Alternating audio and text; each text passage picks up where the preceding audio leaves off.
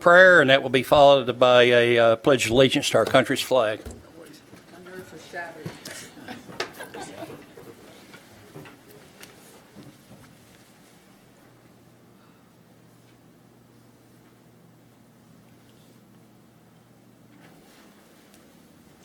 Pledge allegiance to the flag of the United States of America and to the republic for which it stands, one nation, under God, indivisible, with liberty and justice for all.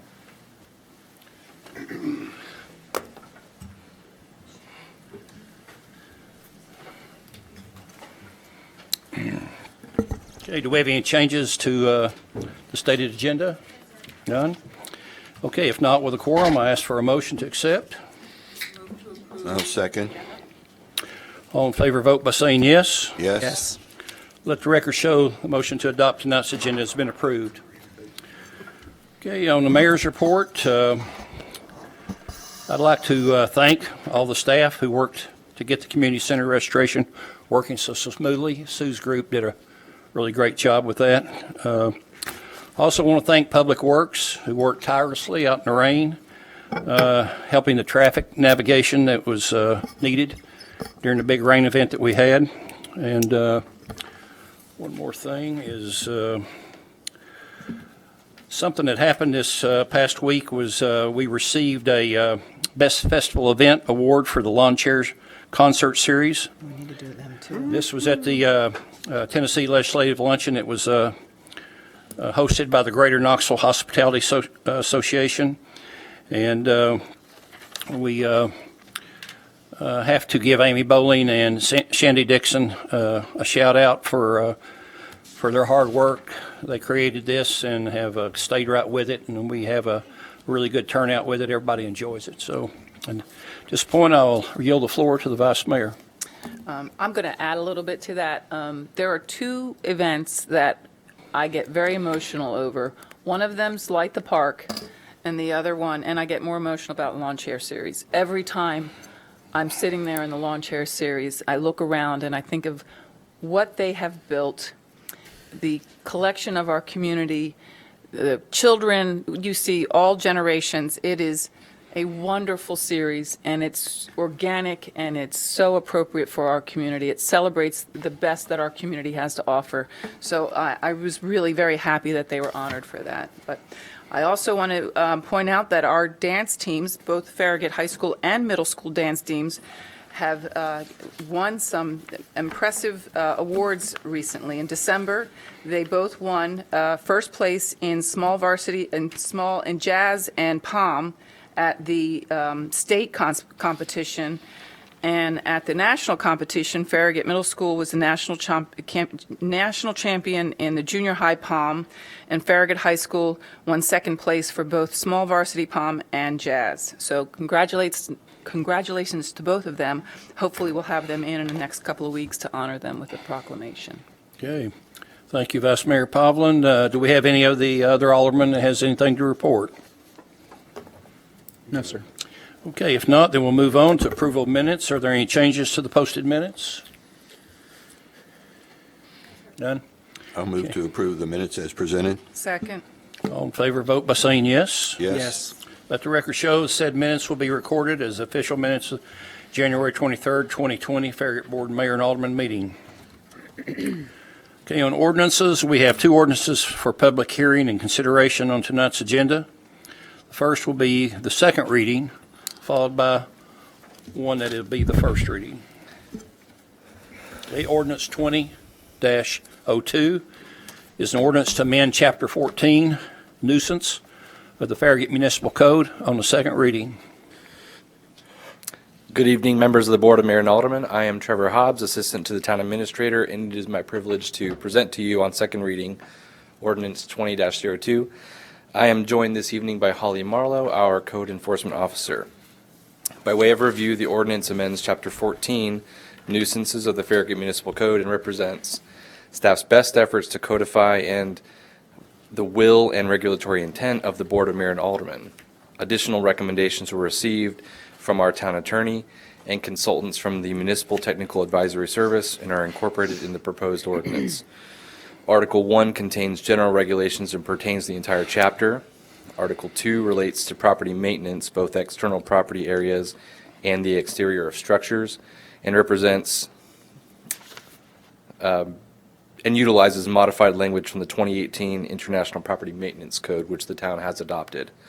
Article 3 contains a division for structures unfit for occupation for use, and a division for the certification and acquisition of blighted or deteriorated properties, representing adoption of language from the state law. And lastly, Article 4 contains the regulations for lot clearing, representing adoption of language from the state law. In terms of second reading, you will find in your packet a copy of the ordinance which reflects several minor changes to language. These changes are mostly clerical in nature and do not expand the scope of the ordinance and does not create new violations beyond what was discussed previously with the board in workshop. It is therefore proposed that the Board of Mayor and Aldermen adopt on second reading Ordinance 20-02 to amend Chapter 14 of the Farragut Municipal Code. Move to approve. Second. Okay, discussion? I do have one speaker tonight when you're ready for that. Okay, did we have to make an amended motion, or those are so minor that it's not?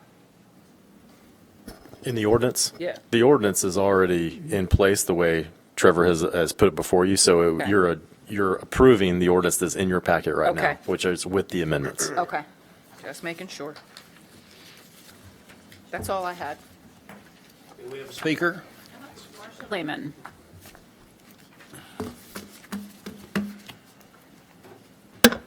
Yes, my name is Marcia Lehman, and I live at 11423 Bancroft Lane. I looked at the ordinance, and it wasn't clear to me if you were targeting commercial as well as residential, one versus the other. It's not clear to me what problem is being addressed by this, because if it's residential, most HOAs already have such rules, which then begs the question of, is the town of Farragut really looking to become the enforcer for the local HOAs?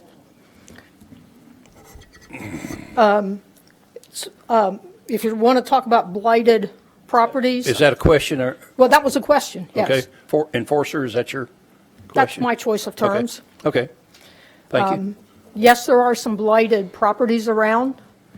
Most of them are outside of subdivisions. I can think of one at 408 Heron Road.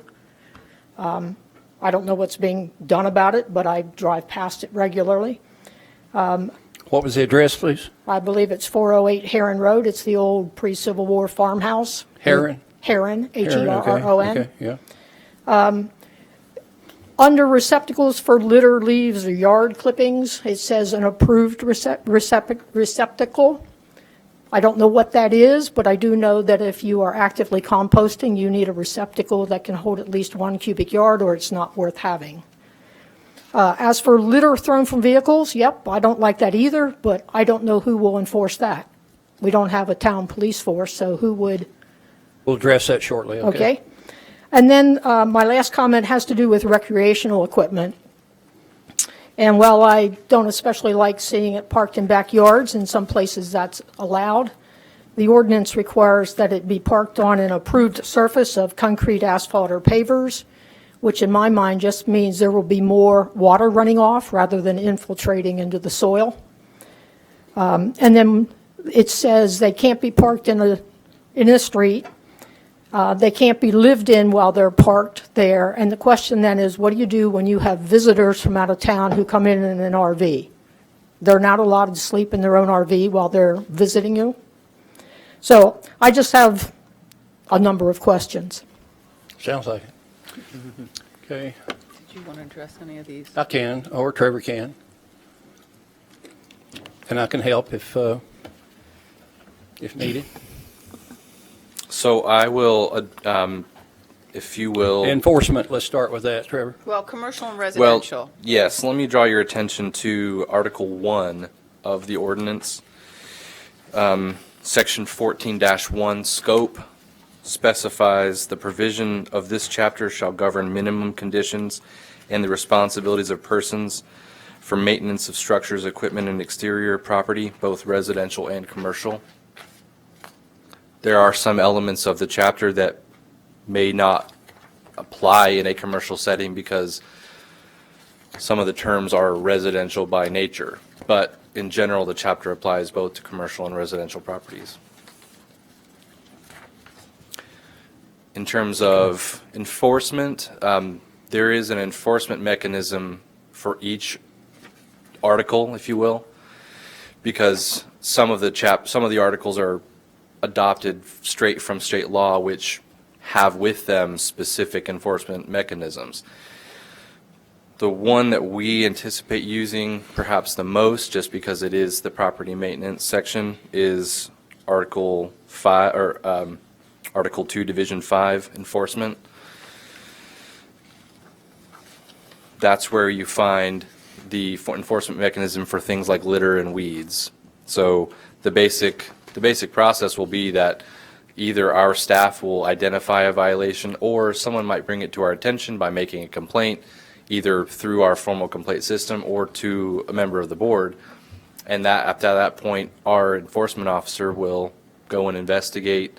If they find that there is indeed a condition or conditions that are in violation to an element of the ordinance, they may issue a notice of violation and give an amount of time during which the property owner would correct the violation.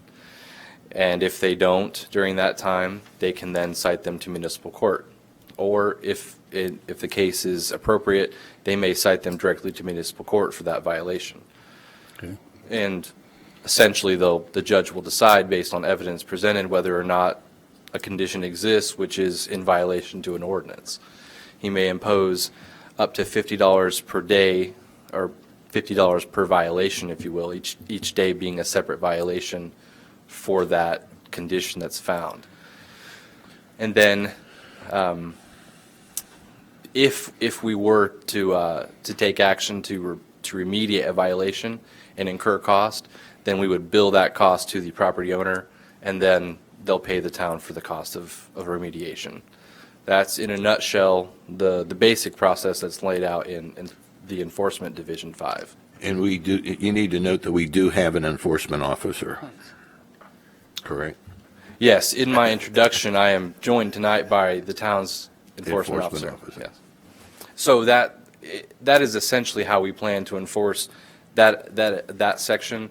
The other sections are similar, but only in that it'll be done by staff. And while we do have one staff member dedicated to identifying and proactively pursuing enforcement, we do anticipate to be reliant a decent amount on complaints being brought to us. We won't be able to identify all possible violations in the town, but we do intend to enforce the board's chosen ordinances as best we can.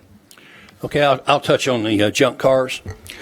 A junk car is one that is not movable, not being moved. Cars should all be tagged with a current tag on them.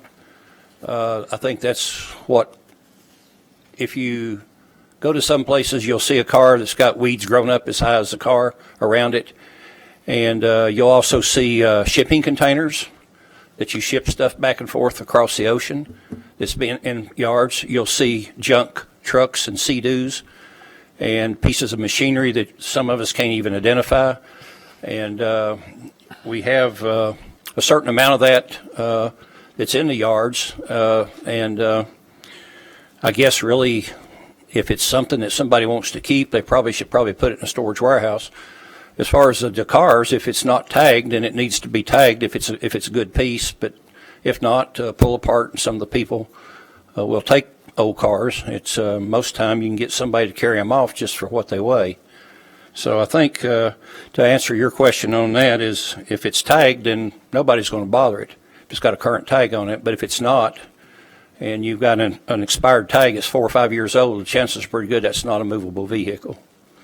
As far as the RVs, I have 2 or 3 people in our neighborhood that have parents and grandparents and kids that have RVs, and they come in and they stay for a week or whatever, and that's kind of an understandable thing. We'll always have that, and I don't think anybody is going to try to stop something from like that happening in our town. It's the ones that park the RV there and it kind of grows to the ground, or that they have it parked there and they've got people living out in it. So that's kind of, again, we have somebody that can check into things like that. If there's a complaint, you do have people that will get online and set up a account, so to speak, with a password, and a lot of times that they will see, like we had one particular one in one of the subdivisions, that the house had burned down, and it had a car that had been put out, the fire had been put out, but all the remains were right there. And there was a car sitting out near the road. Matter of fact, it's in the right of way, and somebody took a sledgehammer to it and beat it up, and it had an expired tag on it, but it had sit there for a couple years, and the fire had been a couple years old, and that was cleaned up. The person was cited. They did have the remnants of the burned down house completely cleaned up, and the car towed off, and now they've got the property for sale. So we're not trying to be mean. It's just there's a lot of people that live in their neighborhood, and they see stuff like that, and they would like for it to be taken care of, as you probably would too in your neighborhood. So Might I add, not all of our neighborhoods have an HOA. Quite a few of them, actually, of our older neighborhoods are not HOA controlled. So sometimes they're looking for some relief. Also, this is an opportunity. Sometimes there's mental health issues, or there's injury issues, or there's elderly, they just can't maintain their house, and this is an opportunity for us to find out what's going on. And if those are the cases, is trying to figure out if we can reach out to a church that might be able to assist them. This is an opportunity for us to start connecting with some of the issues that we're seeing in our neighborhoods, and we're not trying to be aggressive with this. We're just trying to figure out if this is something and they're capable of taking care of, and they're not, or if they're not capable of taking care of, how do we get this problem solved? So it's bigger than that. So did that answer everything you needed to know? You want to come up to Mike again, please? I think the one item that wasn't touched on was the approved receptacles for leaves, lawn clippings, and the like. And my Okay. comment was that as a gardener, I know that a compost pile needs to be at least 1 cubic yard, or it's not worth having. Yeah, we got a couple of them ourselves in the backyard. But I think if you drove around this fall, you've seen a lot of neighborhoods, areas where people would rake the leaves out to the curb, and then cars would come by and they get blown all over the neighborhood. That I totally understand. Okay. It was the term approved receptacle that caught my attention. Most people, when they see that, think of the smaller, pretty-looking compost bins, and frankly, they're usually not worth the money. I don't think she will be chasing people down because of the size of their compost bin. Thank you. Anyone else on this particular subject? Okay, thank you, Trevor and Holly. Okay. Yeah, we will. We have a motion on the floor with a second, and I will now ask for a roll call vote by our town recorder. Yes. Alderman Meyer, Yes. Alderman Pinchuk, Yes. Alderman Pavlin, yes. Mayor Williams. Yes. Let the record show that ordinance 20-02 has been approved, 5-0 on the second reading. Okay, next we will be ordinance 20-03. This is an ordinance amending the capital investment program and ADA projects budgets for fiscal year 2019 and 2020 budget, passed by ordinance 19-20. This will be the first reading. Yes, sir. The capital investment program will be amended by decreasing the appropriated expenditures by $35,000. This is from the Kimmel Station Road wall. That did come under budget, and so the remainder of those funds are available. And the ADA Capital Projects Fund budget will increase by $35,000, and this will be an item on your agenda tonight as well. It is for the ADA improvements for the town hall restrooms.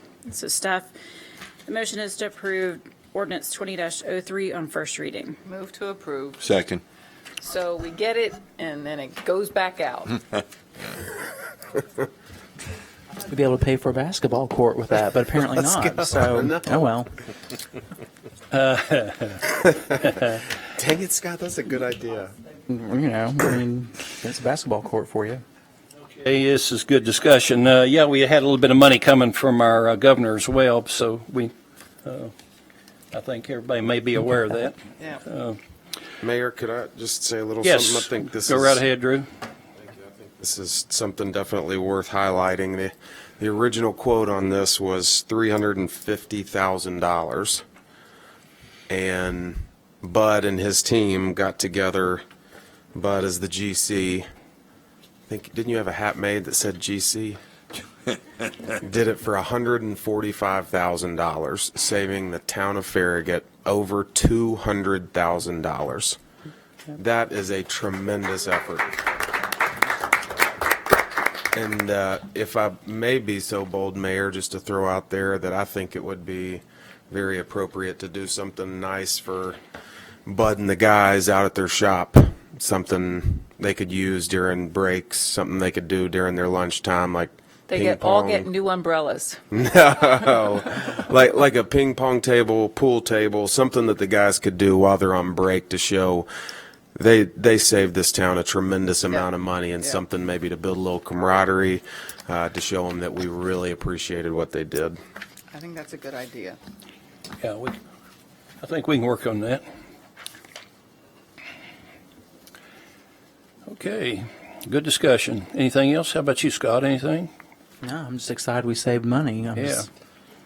not thrilled I we're like spending the it CPA's right when we point of get view it. on But, things like this. well, it's a net gain, but let's savor the moment before we pass the spending of it. Before Yeah, we spend it let's- again. Thanks, Bud, for the moment. Appreciate it. Okay, looks like we have a motion on the floor with a second, and I'll again ask our town recorder for a roll call vote. Alderman Meyer. Yes. Alderman Pinchuk. Yes. Alderman Povlin. Yes. Alderman Burnett. Yes. Mayor Williams. Yes.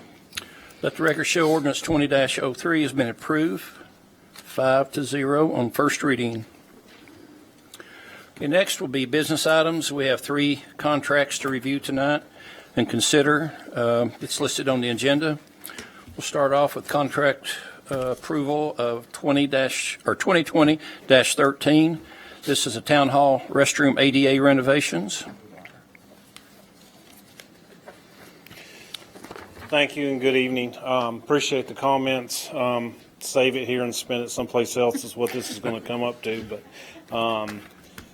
the guys do appreciate, getting to do something new, which they don't normally, this wasn't part of it, but David told us to try and figure out a way, to do this. And they all stepped up, and they knew it was going to be a little bit extra work for them. But I'll pass your all's comments on to them. So, all right, this is for the construction, demolition and construction of the new ADA restrooms, and it is the public restrooms which are on the back side of the town hall here.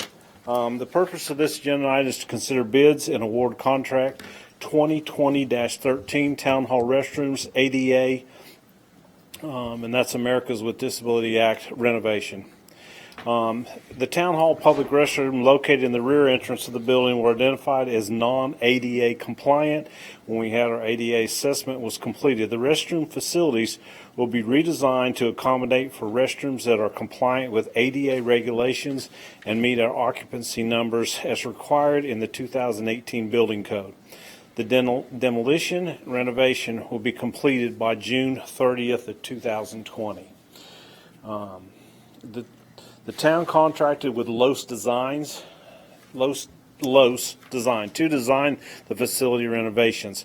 Attached are 2 bids which were received on February the 4th, 2020 to renovate the existing restrooms to achieve ADA compliance. The most responsive and lowest bid was received by Holston Construction Services for a lump sum amount of $154,000. The current fund for this project is in the fiscal year 20 budget of $150,000. The design contract was approved for a total of $22,500, leaving a balance of $127,500. Staff is recommending a budget amendment to transfer monies from the Campbell Station Wall renovation project to cover the additional costs to complete this project in the amount of $30,000. I approve the approval of this, and looking for a motion for approval of the bid and award of the contract 2013 to Holston Construction Services in the amount of $154,000. To approve. Second. Okay, pretty good explanation there. Bud, is there any other discussion? May I ask, just, are these unisex bathrooms? It's up on the screen right now, and the way it's set up, we'll have one unisex restroom, and then we'll have one designated male, one designated female. Okay. Or family, I'm sorry. Family. We're going to call it a family restroom. Instead of unisex, I think that's the correct Family is the correct term. nomenclature, yeah. For that. And we have to expand the area a little bit and change some stuff around, but and we're going to try and fit it in between early voting and the next election.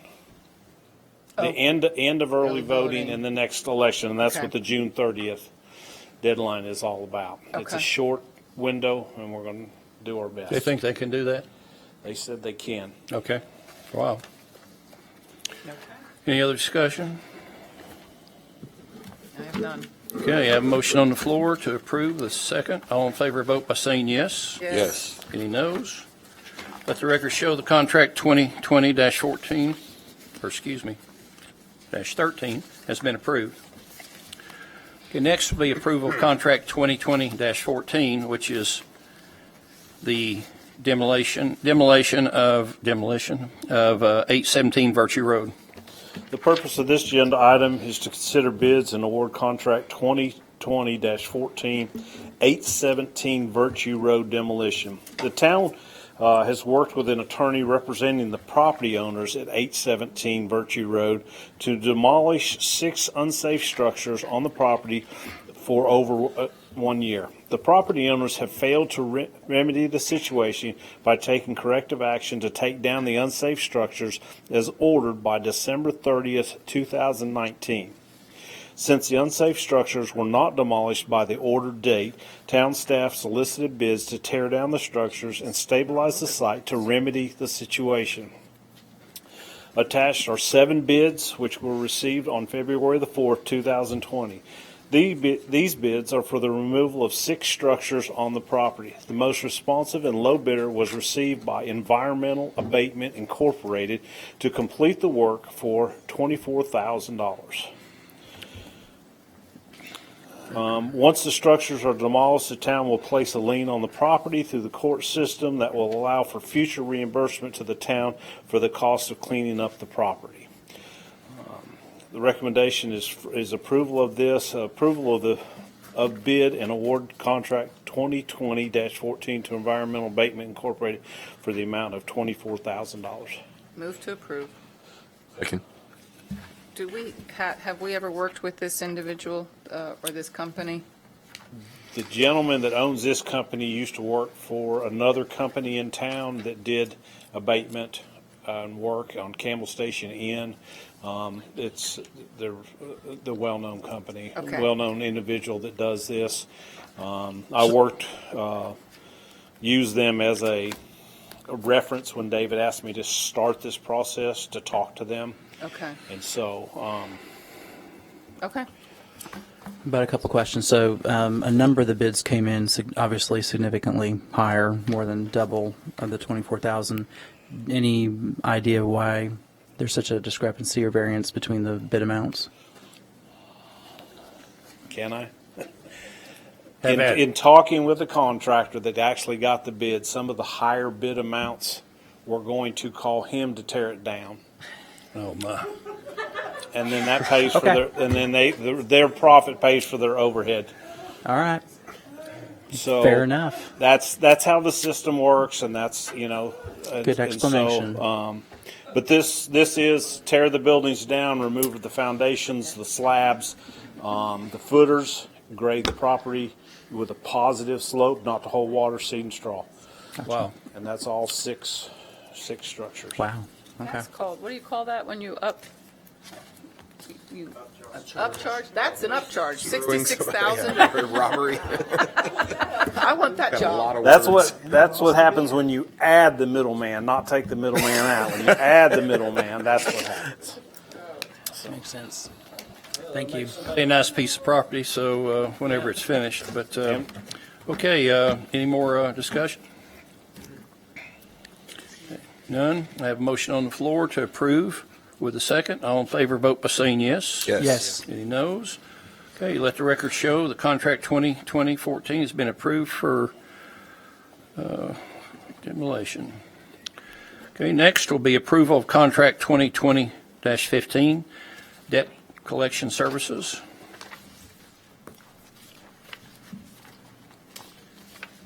Good evening, board members. Jen Hatmaker, Executive Assistant to the Town Administrator and the Municipal Court Clerk.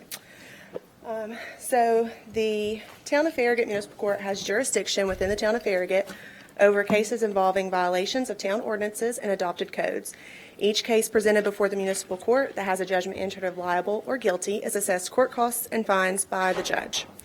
Once a case has been presented to the court and the judge has entered a judgment of liable or guilty, the defendant has 10 days to pay the court costs and fines assessed by the judge. If the case is a property maintenance case, the defendant has 10 days to pay the court costs and fines assessed by the judge and to take corrective actions on the property maintenance violations.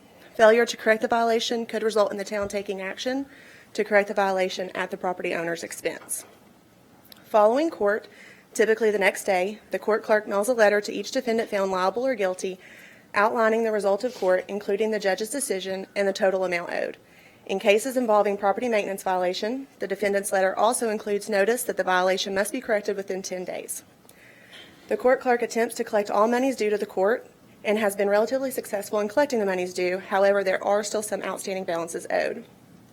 A request for proposals was published soliciting qualified vendors to submit sealed proposals to provide debt collection services. 6 proposals were received in response to the solicitation. 2 of the 6 proposals were submitted properly and were evaluated.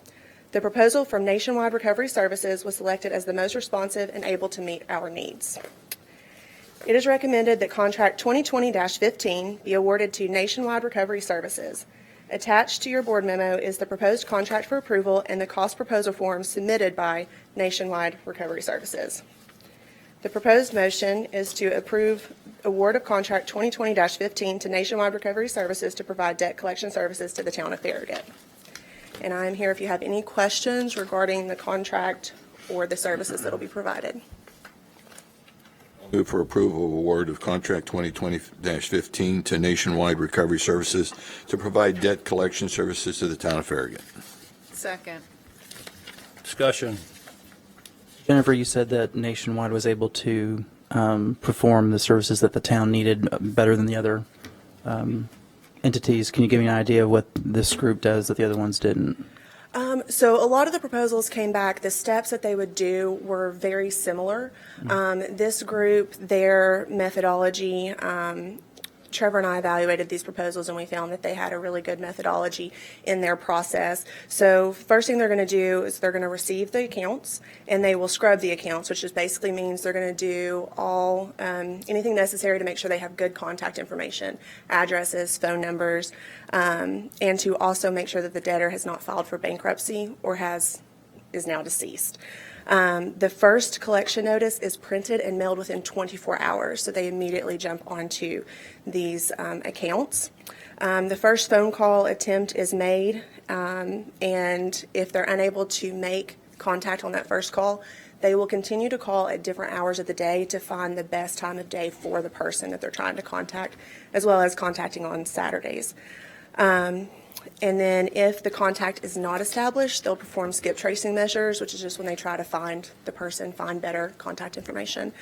In addition to all of that, they have a lot more security measures. I can't remember what their certifications are called, but they have the highest level. Cost them a lot of money to get that, and they're one of very few that have that type of security measures. It was also good that their home office is in Cleveland, Tennessee, so they're very close. And the collection agents that will work on our types of debt collection, that's the only types they work. So we're not going to have somebody who's going after debtors that owe money to retail stores. They're going to be working government Gotcha. type of contracts. Very good. Thank you. Yes. Okay, any other discussion? I have nothing. Okay, I have a motion on the floor with a second. All in favor, vote by saying yes. Yes. Any noes? Let the record show the contract 2020-15 has been approved to Nationwide Recovery Services. Okay, next will be the town administrator's report. Thank you, Mayor. Just wanted to give the board an update. Myself and our town attorney, Tom Hale, have been working with Representative Zachary and Senator Briggs over the last couple of weeks and working up legislation and helping them work up legislation regarding small cells. And I think we had a lot of discussion at the last board meeting about this, a lot of public interest, obviously, in this topic. And right now, with the way the state legislation is enacted, it's very difficult for us to be able to utilize our current existing ordinance because many of the provisions that we have in there are being trumped by state law. Senator Briggs and Representative Zachary have filed House Bill 2150, Senate Bill 2133, and that bill right now is a caption bill, but certainly they're going to be amending that shortly to be able to put some provisions in. Hopefully that will be helpful for Farragut, and we're currently working with them on that. So I know one of the discussion topics we had at our last meeting was having a resolution ready to present to the state legislature that we could be positive and vocal about our concerns about the bills and about wanting this bill to be approved. But since there's not any language yet really in this bill quite yet, we wanted to wait on that until we do have the language ready. And that way, not only us, but we could send it to our other cities and counties and utility districts and everyone else out there to get them on board as well. So as soon as that language is ready to go, we will have a resolution back before the board and encourage their approval of that.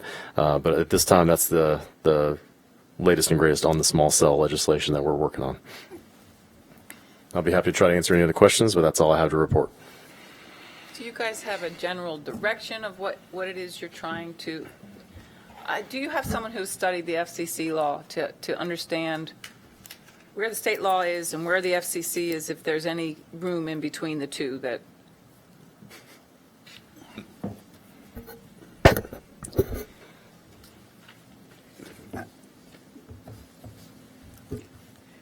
As I understand what you're trying to get at, you're trying to see if there's a gap between the two laws. And the fact of the matter is, they're both pretty comprehensive. If one doesn't deal specifically with an issue, the other one does. Okay. So I think what we're focused on right now, the bigger problem for us is the state statute. It's not, the federal government's not going to come down here and be messing with us very much, I don't think. We're just going to get sued by the carrier if we violate the federal provisions.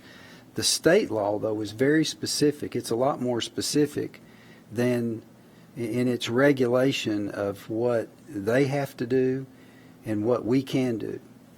And so what we're focused on is trying to figure out ways where we can incorporate into an amendment to the law the things that will allow us to continue the kind of regulation that we have had in place.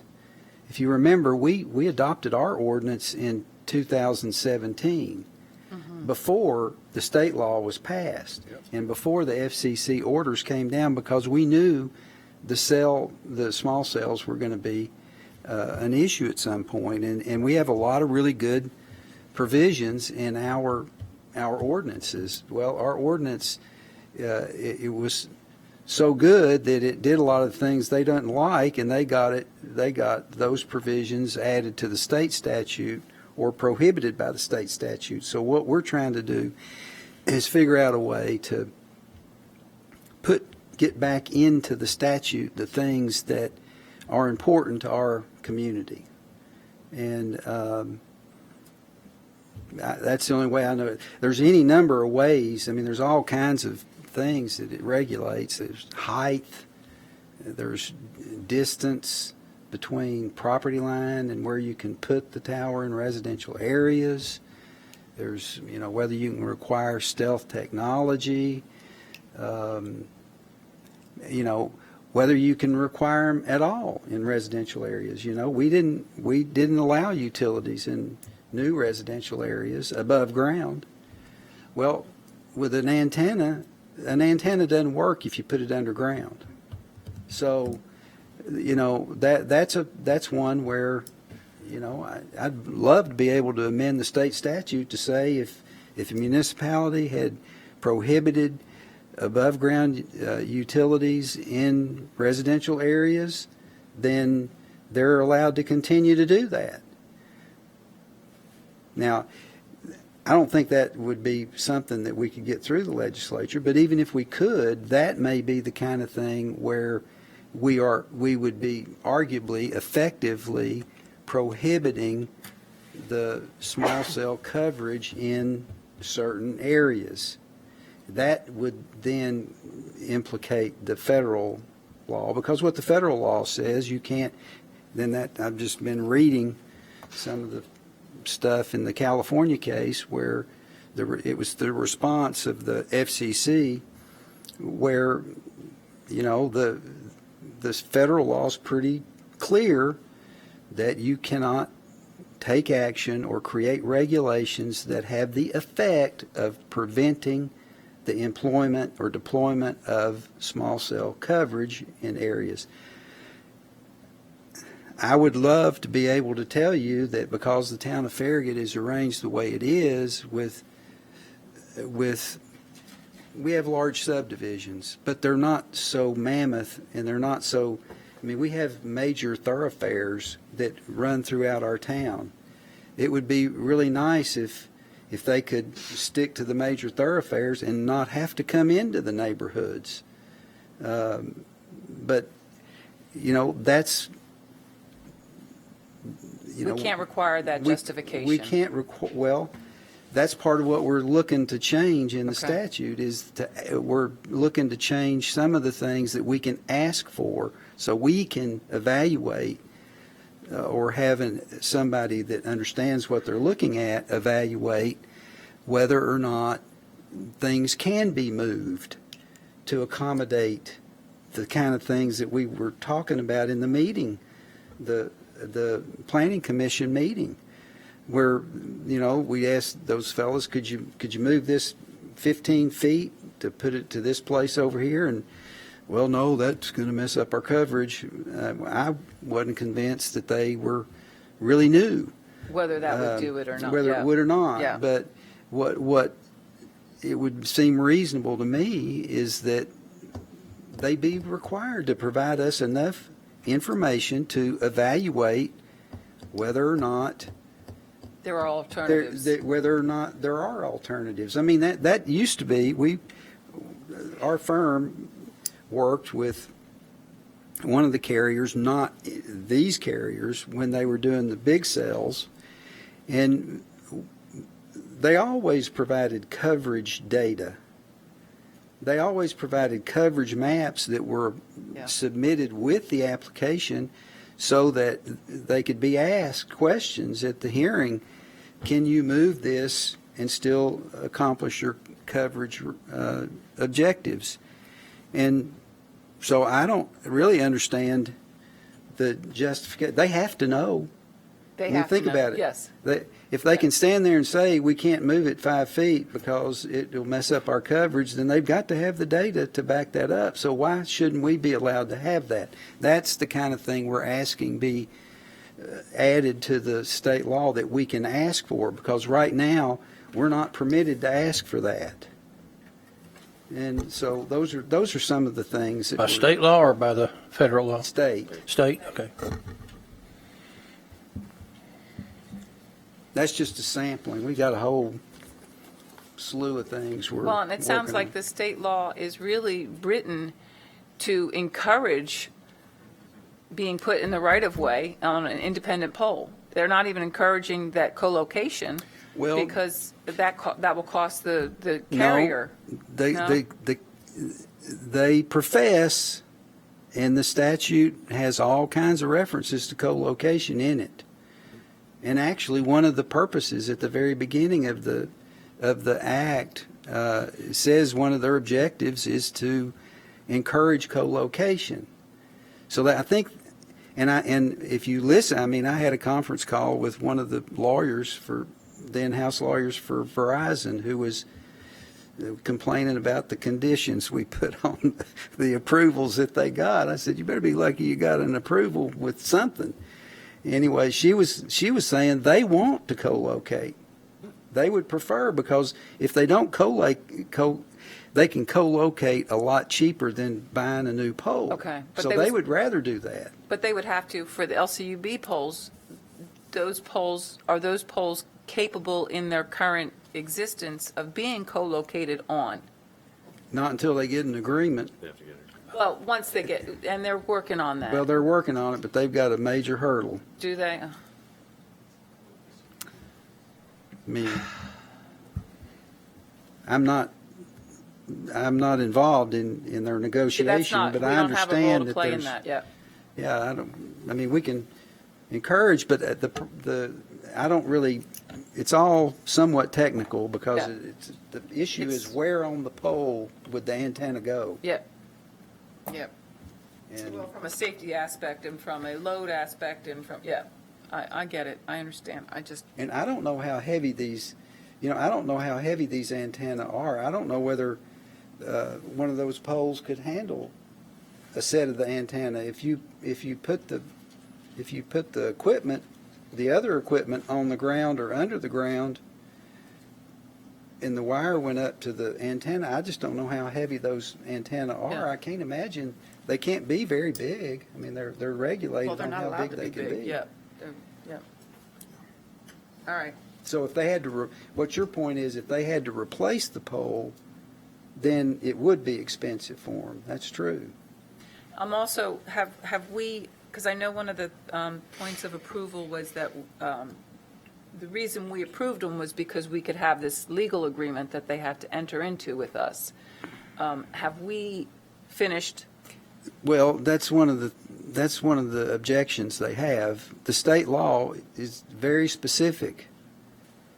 You cannot require them to enter into side agreements related to the pole. We were hoping that they would agree to that. What their position is, everything you would want in that agreement, we're required to do by state law anyway, or by your regulations that are still effective. In other words, repair damage, observe all health and safety regulations. What about removal if they're not being used? Well, removal if they're not being used, I think that's probably covered by state statute, and it's covered in our ordinance, and it's not a provision of our ordinance that was trumped by, I don't want Okay. to shouldn't I use know that what term, you're but Preempted. preempted by the state statute. So at what point do you think we need to finally amend our ordinance, see how this process goes through? Because clearly our ordinance right now does not meet state standards.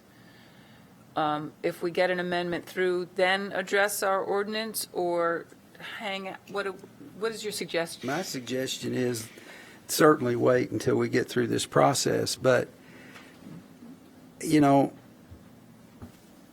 doesn't offend me that our ordinance is more Stringent. stringent, and then,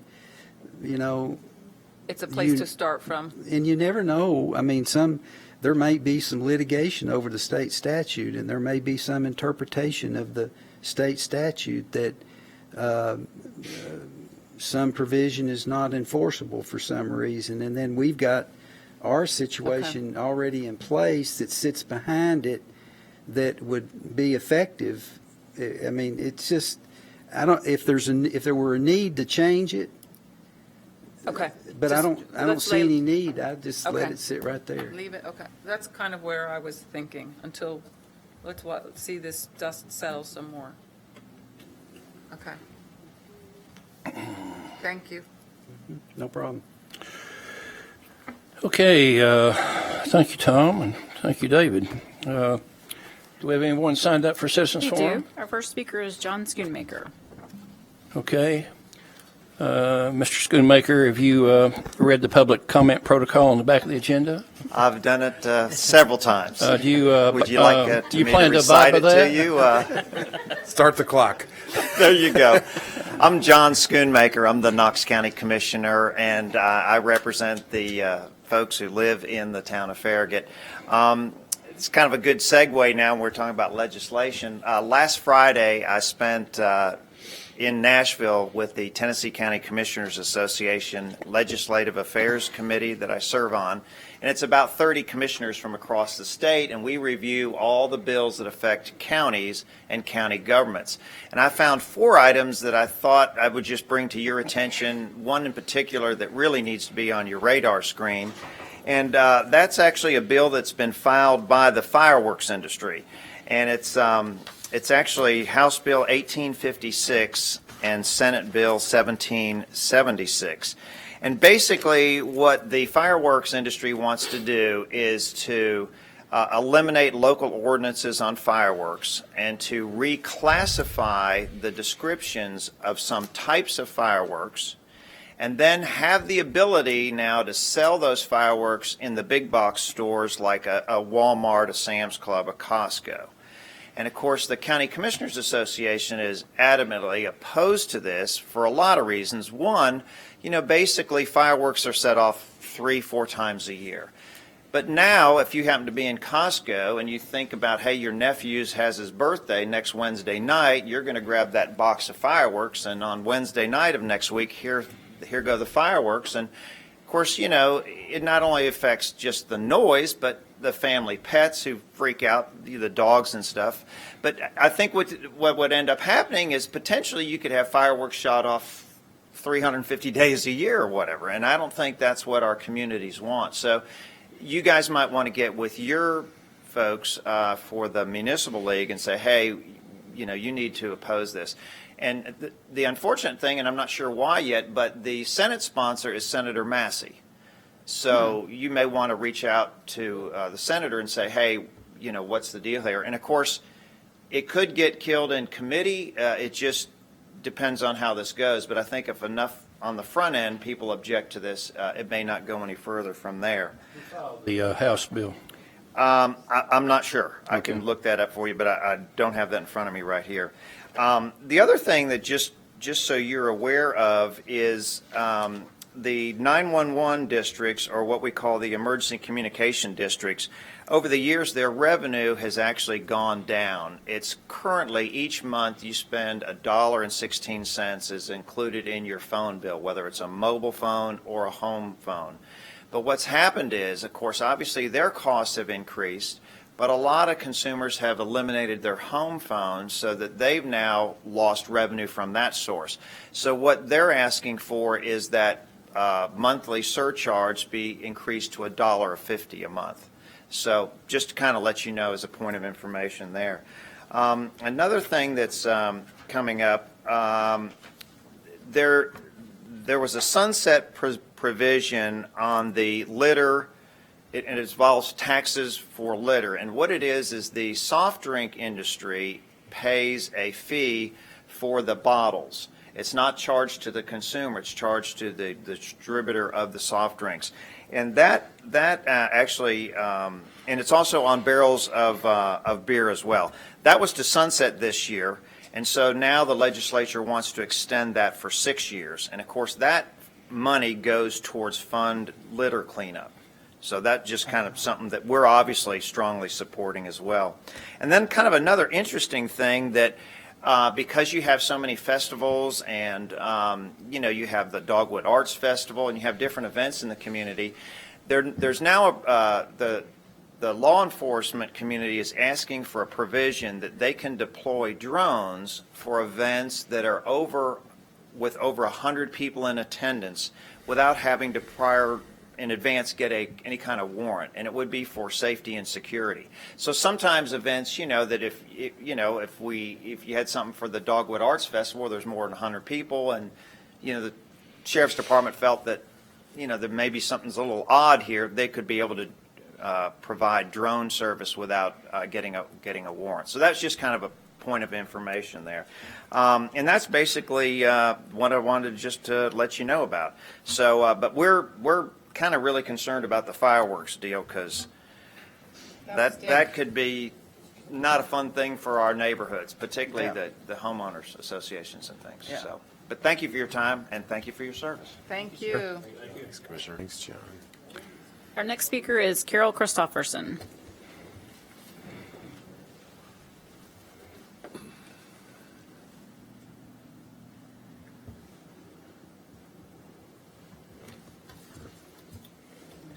You might want to pull that mic down. There you go. Sure. Carol Christofferson, 11320 Gates Mill Drive, Farragut, 37934. And my friend is also in Sweetbriar, so we've got a good turnout. To start off on a light note, hearing about the bathroom renovations and the ADA requirements, I am thrilled. I spend 6 weeks in the year when we do early voting having to use those toilets in the ladies' room that are only about 6 inches off the ground. So I am thrilled that they're going to be renovated. They're that low, but. No, that was an exaggeration. That was poetic license. There you go. And it's also been suggested to me tonight that I come here so frequently that I either start paying rent or I'm limited to only coming once a month. And I'm sure you don't mind that there are citizens who care about what's going on in this town. And I try not to be too acerbic. I have already excoriated 3 members of this committee tonight over the situation with the 5G, and I'm sorry that I'm going to have to repeat myself to you all for the rest of the mayor and alderman. But I live in Sweetbriar. We have not a pole in sight. We are surrounded by Woodland Trace, Sonia, Admiral, T-Way, and the Cove. And we are, as a body, people don't come to these things. We are, as a body, totally unhappy about the fact that Farragut and our little, totally middle class, low technology demographic has been selected to be a guinea pig for the bully, and I would like that word used if you're going to write anything, bullying Verizon.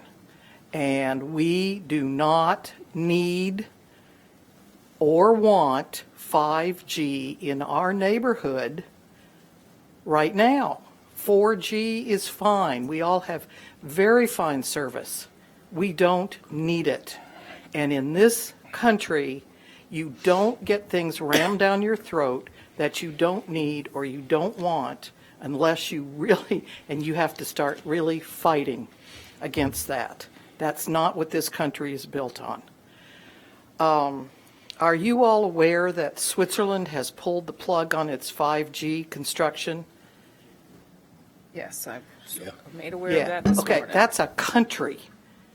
That is a country that has decided they are not ready for, nor do they need 5G.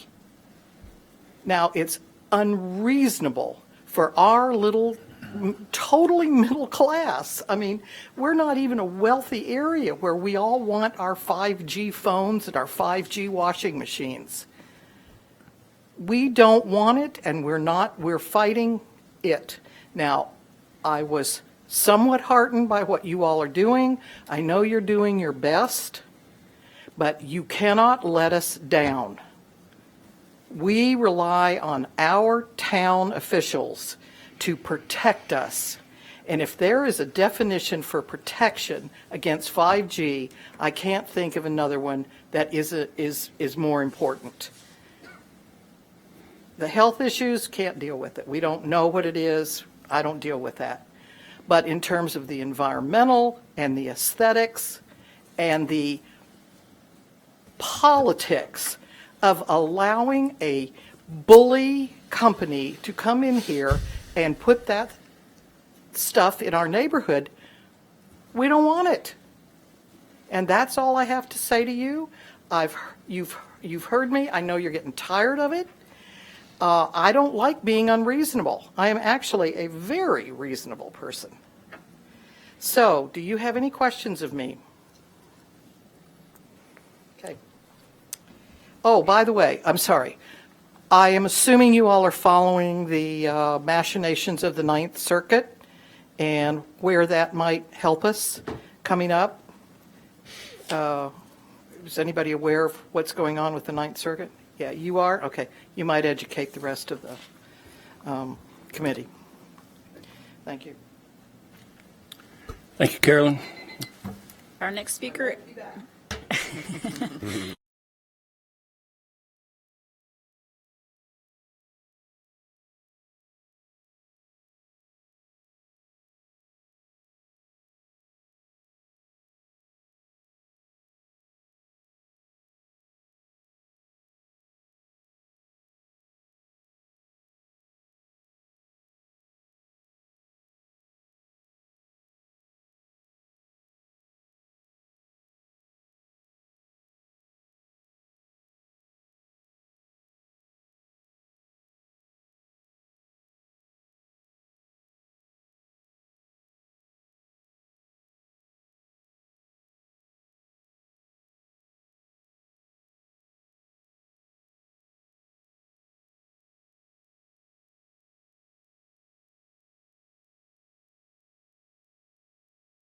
Prevent things.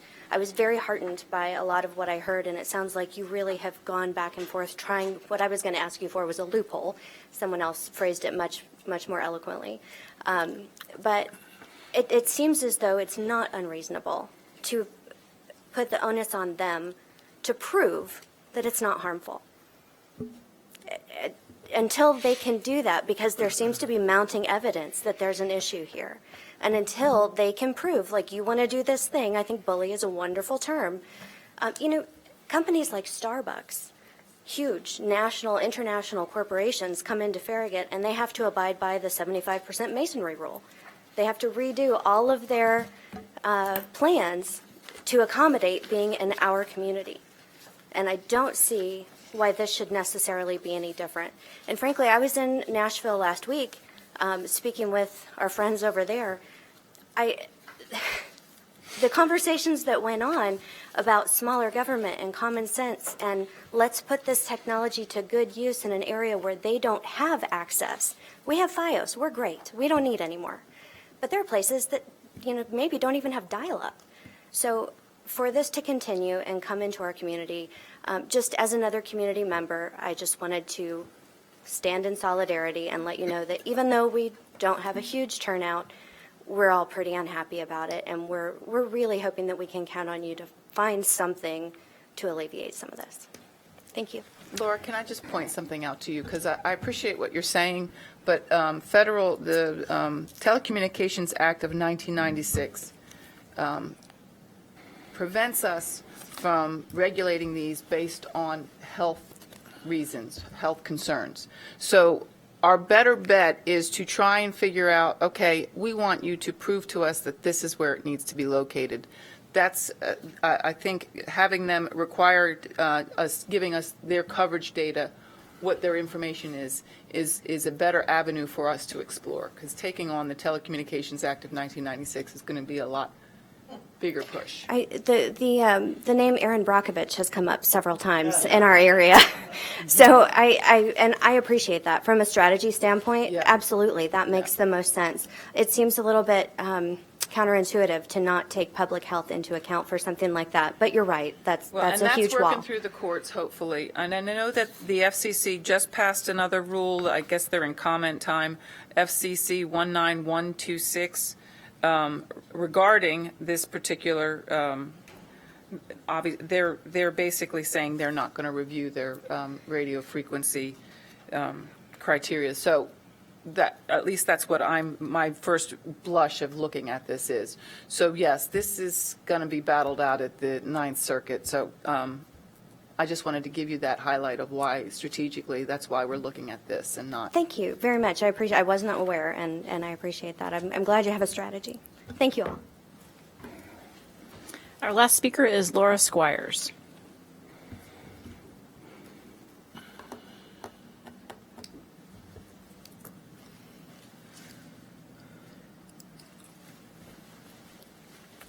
Hello, I'm Laura Squires. You're probably very familiar with me by now.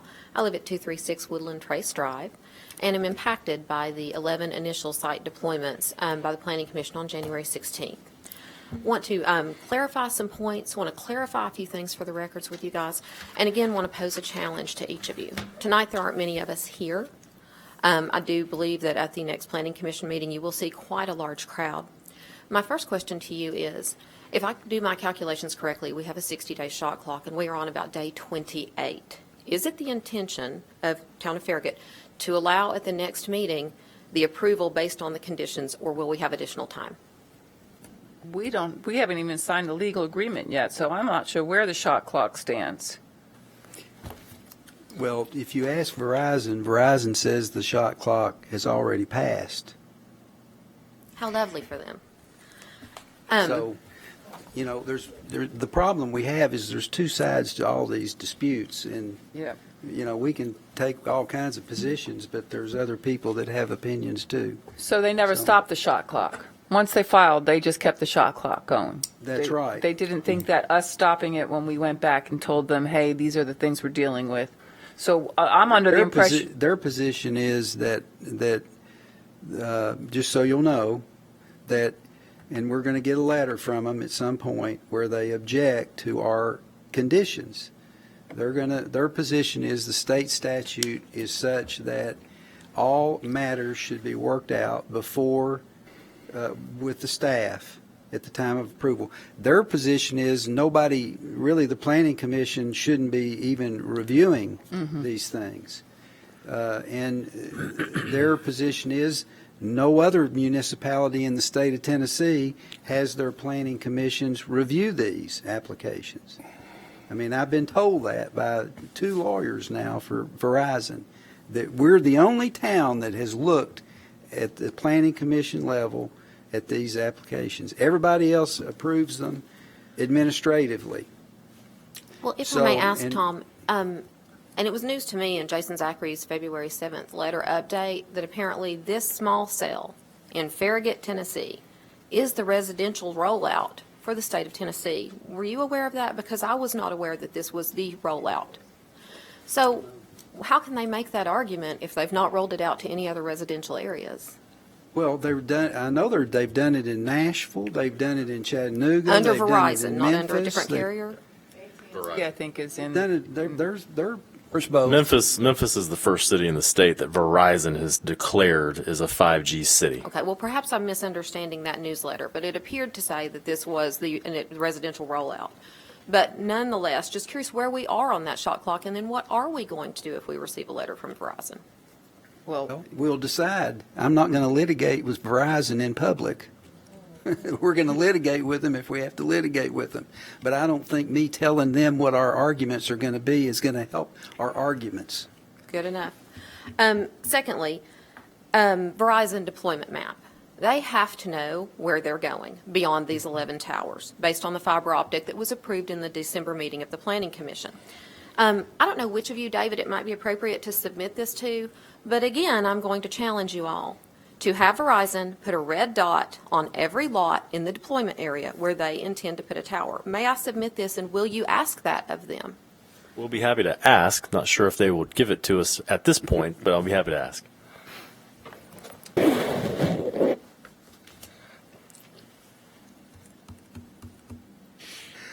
May I ask that someone on this council or on Planning Commission will go to LCUB and ask LCUB to have Verizon produce a copy of where they have co-locate requests?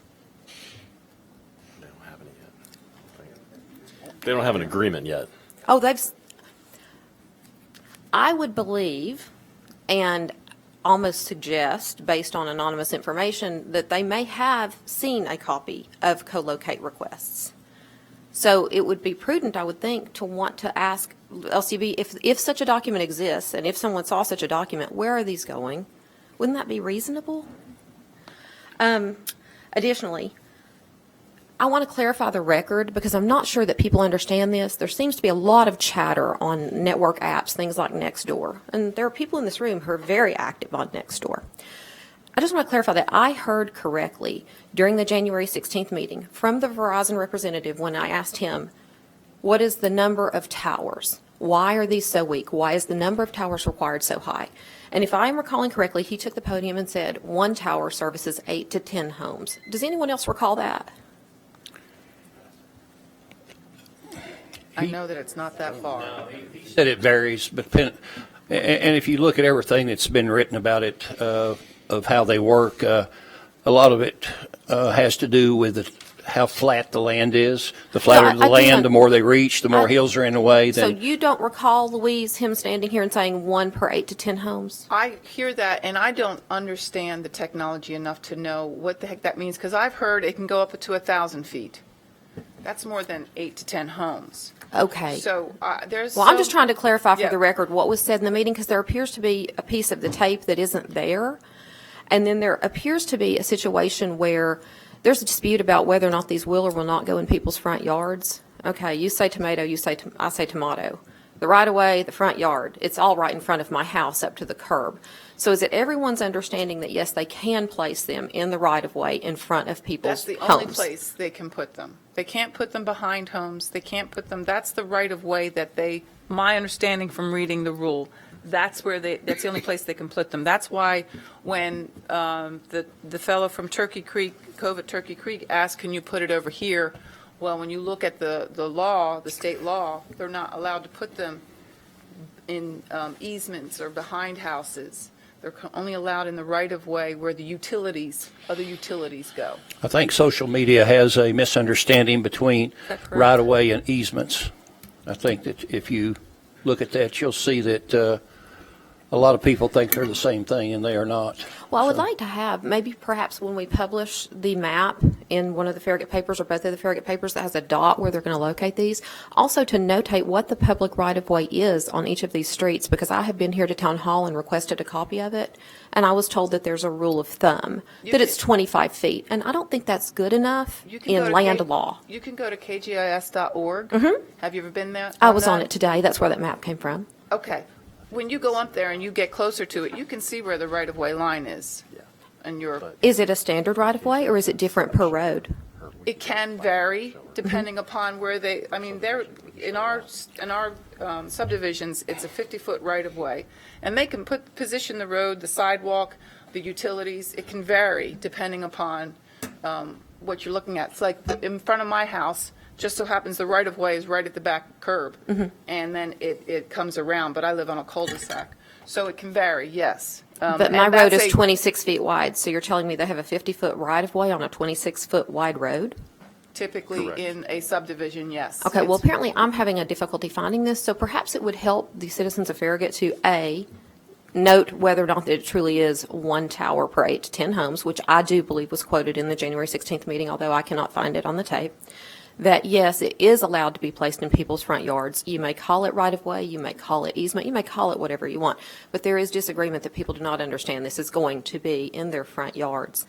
And then lastly, just a couple of points. If you review back to the pictures I showed you last time, the picture of what's going to be in the cove at Turkey Creek, it's really a delightful little tower. It's pretty, it looks kind of, cast iron, not bad at all, versus what they're going to put on Deneen Drive and Sonia Drive.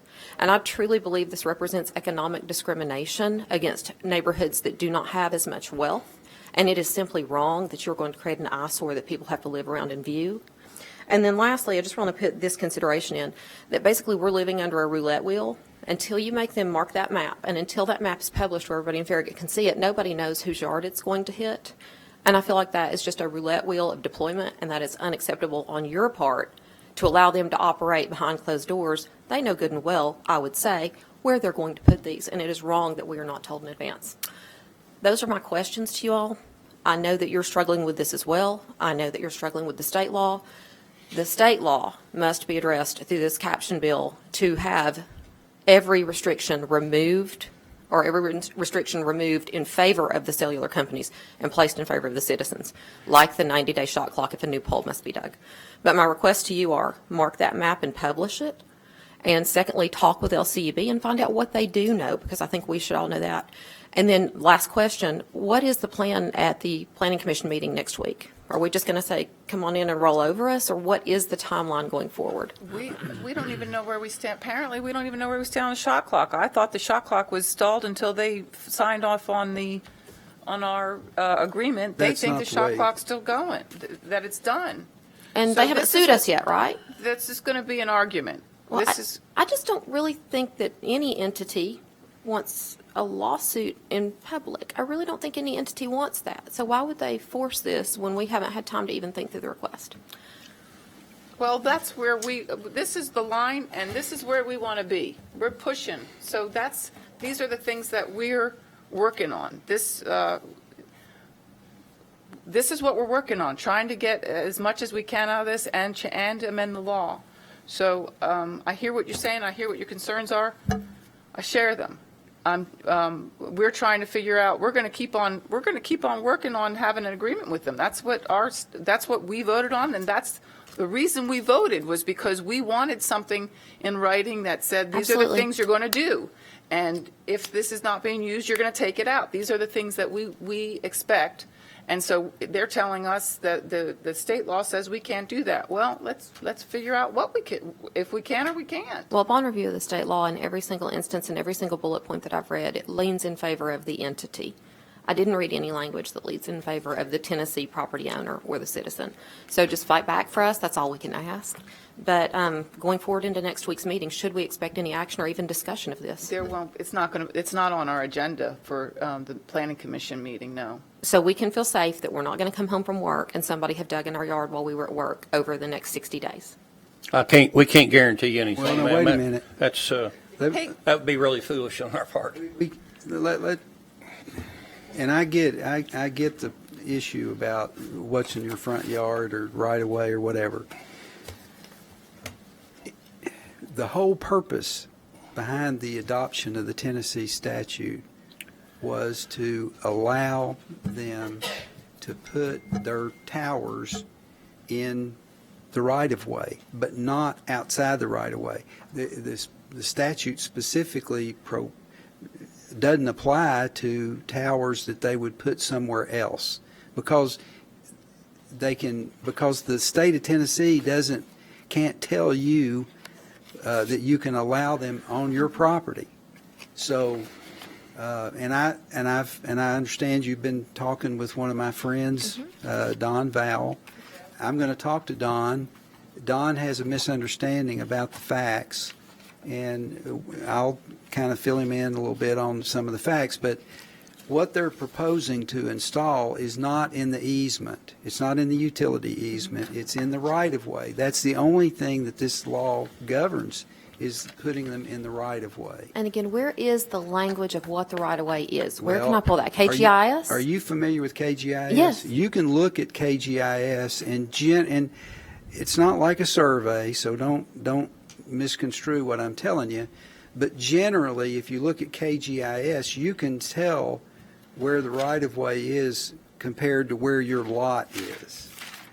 But what you need to understand is, in the town of Farragut, in most subdivisions, the right-of-way itself is 50 feet. The pavement is usually 26 feet. So what that means is there's area outside the pavement, and it varies, but there's areas outside the pavement that's the right-of-way, and it's usually not just a little. It's usually 10 feet on both sides. So that's the right-of-way that we're dealing with. Let me ask, let's say I have a beautiful oak tree that sits in that right of way, and let's say it's It ideal. doesn't belong to you. Yeah.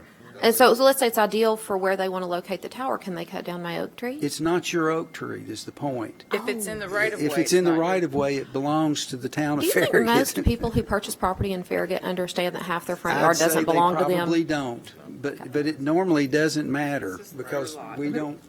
That line is your property line. That's the right of way. And how many feet is that? I don't know, it's not Yeah, that. she's but good it for goes that. From here to here.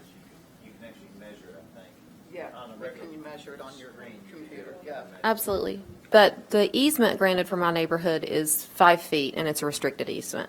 Inside your property line, and it's not in the right of way. Well, It's again, on your if- property. If it's requiring this level of examination of one lot in Farragut, I think most people don't understand what's happening to them. So I would appreciate clarification on anyone's part who participates in social media to say, well, you may not understand that this isn't your front yard, but in front of your house, between your grass and the curb, they can put a tower. I would most appreciate that. Make you feel maybe a little better, maybe not. This won't help at all. On lots that are less than 3/4 of an acre in size, I think, is it 15 feet? I think they have to, if they're going to put it, it has to be within 15 feet of the boundary. So it's not going to be smack dab right in the middle of your lot. It's going to be over within 15 feet. Usually the setback for They're a trying to put house- it on the property lines. They're trying to force them to, the state statute does say it has to be over within 15 feet of the property line on a lot that size. Well, how about we just try to push back and see what other alternatives there might be as far as keeping it on commercial roads such as Campbell Station and Parkside Drive? I hear you. Yeah, we're Thank out you. there. Thank you.